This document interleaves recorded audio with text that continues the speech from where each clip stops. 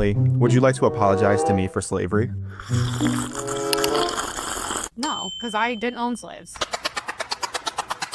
The more you look into slavery, it's like majority of people, even in the South, did not own slaves. Most white people come from a long lineage of poverty and people who were working just regular jobs. They didn't own massive plantations. My grandparents were independent fishermen, so please tell me how we were these wealthy people that contributed to this horrible part of the past. It makes no sense. And also, I'm like, if you guys are so upset, shouldn't you be upset at your own ancestors who decided to sell you to America?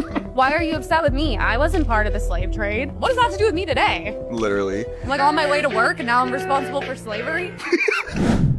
It's true.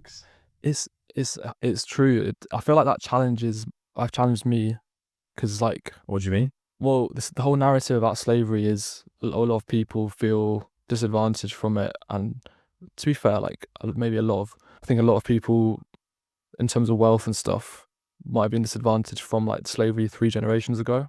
But then when they start to blame different people groups like white people, like white privilege and those sort of things, maybe they don't take into account that a lot of white people are also disadvantaged and like lived in poverty, and like not everyone did own slaves.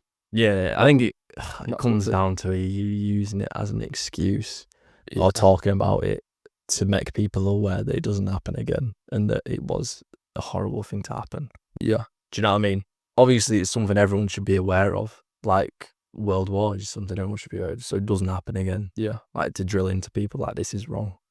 Yeah. But if you're using it as an excuse to why your family's not wealthy, like how many years down the line, like generations down the line, like I don't know. Yeah. 2 generations above me, I know nothing about my family. Do you know what I mean? So it's like, oh, I know nothing about my family. With it, like I could like point out Yeah. that's why we. Yeah. I don't know. Like so what? Like Honestly, I think that mentality of viewing that event that happened 3 generations ago as something that's like limiting you, that mentality is probably worse. It's like restricting those people. yeah. So you've got if you speak to yourself like that, in your head you're speaking to yourself like I'm already at a disadvantage. Like maybe you are, but the way you speak to yourself really matters. Yeah. Do you know what I mean? And if you're saying all these things about yourself, which probably not true, then you are just going to feel down and beat down, and everything that goes against you, you're going to feel like, oh, everything just goes against me. Like shift your perspective. You know what I mean? Like and like ultimately, every race has been a slave at some point in history. Like white people, Asian people, like people from Africa, from all parts of the world, like different societies, civilizations have had slaves of different races and stuff, and like, those people have had to move on from that and build their lives up, like family by family and generation by generation. So ultimately, I think the way that you get out of that is by like, not having that victim mentality, like you're saying. Yeah.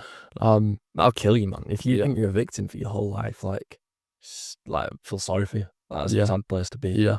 And even if you are a victim, right? If you are a victim of something really bad, like the majority of people who are actually victims will tell you that's not a good perspective to have. Like their perspective will be better than yours, and they've actually been a victim of something. Yeah. Do you know what I mean?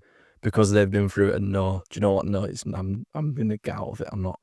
This is not me. You know what I mean? Yeah. Let's do something about it. Yeah.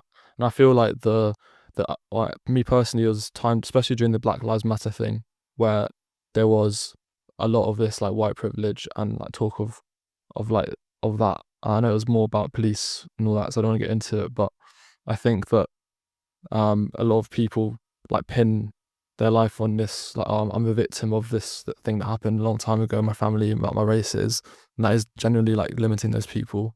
So yeah, I hope that over time, like the media and like the general consensus is like different, so that it helps those people in that community. Of people, like even like it doesn't matter race, like there's loads of like different races and groups of people that might fall into that. It comes down to people in poverty, doesn't it? Yeah.